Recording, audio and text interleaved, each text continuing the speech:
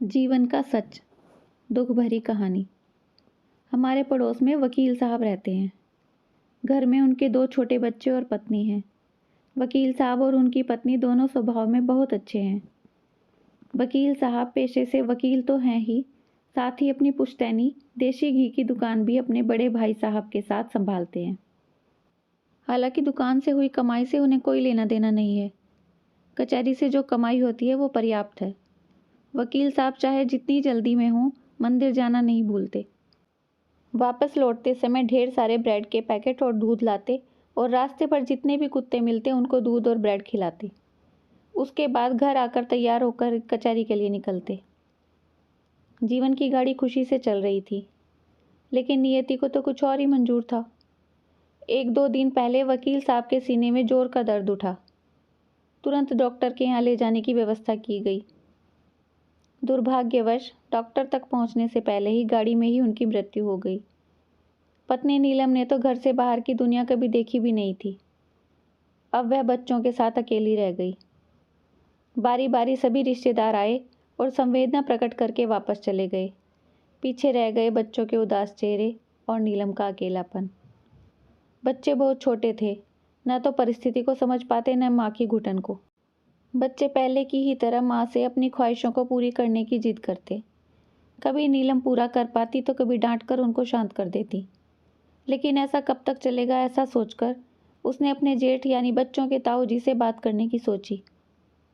उनके घर जाकर बोली, भैया, दुकान में जो कमाई होती है उसका कुछ हिस्सा मुझे भी दे दिया करें, जिससे बच्चों का और मेरा गुजारा हो जाया करेगा। सोच कर इस बारे में बात करेंगे।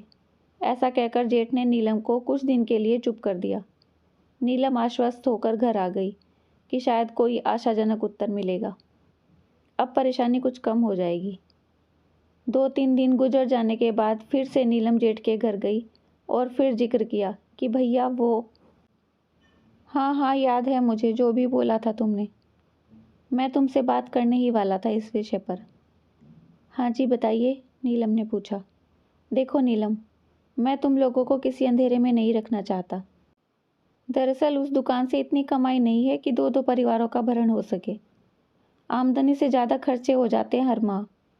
मैं तो बस पुश्तैनी परंपरा को कायम रखते हुए इस दुकान को सहेज रहा हूँ, वरना कब का बंद कर दिया होता।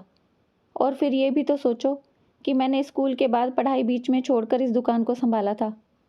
नीलम हतप्रभ सी खड़ी रह गई। उसके पास कोई साधन ही नहीं था जिससे वह हर महीने मकान का किराया भर सके या बच्चों की पढ़ाई और खाने का इंतजाम कर सके। मायके में विधवा माँ थी, जिसको पिताजी की अच्छी पेंशन मिल जाती थी। घर का मकान था जिसके बहुत से कमरे किराए पर दिए गए थे। वकील साहब के जाने के बाद से लगातार माँ नीलम को अपने पास बुला रही थी, क्योंकि वह जानती थी कि अब ससुराल में बच्चों को लेकर रहना मुमकिन न होगा। नीलम घर आकर गहन सोच में डूबी रही और आखिरकार माँ के पास फ़ोन लगाया। हेलो माँ, मैं आ रही हूँ वापस वहाँ हमेशा के लिए। कुछ दिन तक आपके साथ रहूँगी, फिर कुछ काम या जॉब ढूंढ लूँगी, कहते कहते फपक पड़ी। अरे तू आ तो जा पगली, घर है तेरा, बाद की बाद में सोचेंगे, माँ ने कहा।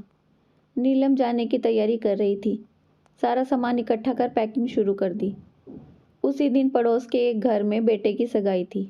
इधर नीलम अपना सब कुछ खोकर बेघर सी नए आसरे की तलाश कर रही थी।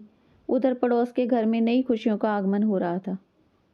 मन बहुत खिन्न है। जाती हुई नीलम को सांत्वना ही दी जा सकती थी। दिल नहीं हुआ सगाई में शामिल हुआ जाए। मन में बार बार एक ही बात गूंज रही थी कि पता नहीं ये ईश्वर का न्याय है या अन्याय। कुछ पंक्तियां याद आई कि कहीं पीड़ा भरी दिल में, कहीं अंबार खुशियों का, कहीं मुस्कान के लाले, कहीं गूंजे ठहाके हैं। मन में रोक नहीं पाई अपनी भावनाओं को, आप तक भेज रही हूँ। यही एक माध्यम है मेरे पास अपनी संवेदना व्यक्त करने का। कमेंट्स द्वारा अपने विचार बताइए, आपको कैसी लगी ये कहानी। अगर अच्छी लगी है तो लाइक कर दीजिए, शेयर कर दीजिए इसको अपने परिवार के साथ, अपने दोस्तों के साथ। और अगर चैनल को सब्सक्राइब नहीं किया है तो ऐसी ही इंटरेस्टिंग, दिल छू लेने वाली कहानियों के साथ जुड़े रहने के लिए चैनल को सब्सक्राइब कर लीजिए।